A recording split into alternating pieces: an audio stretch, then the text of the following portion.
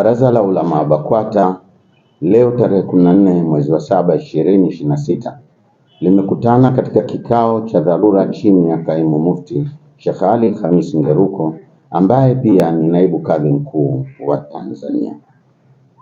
Katika kikao hicho, Baraza la Ulama limeazimia kuwasimamisha mashehe wa mikoa mitatu kutokana na mienendo yao inayokiuka misingi ya kiuongozi ya baraza.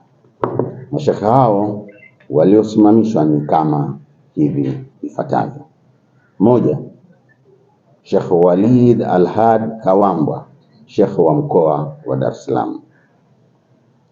Mbili, Sheikh Isa Nasr Isa, Sheikh wa mkoa wa Singida. Tatu, Sheikh Hassan Kiburwa, Sheikh wa mkoa wa Kigoma. Utekelezaji wa mabadiliko haya unaanza mara moja leo hii tarehe 14 mwezi wa 7 2026.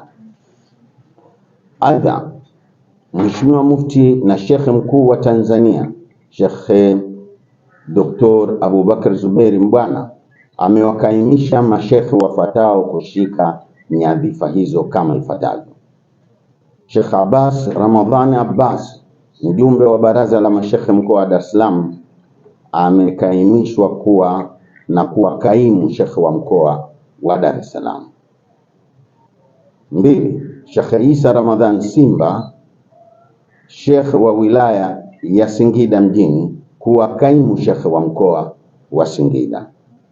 Tatu, Sheikh Uwais Muhammad Kiumbe, mwenyekiti wa halmashauri ya mkoa wa Kigoma, kuwa kaimu shekhe wa mkoa wa Kigoma.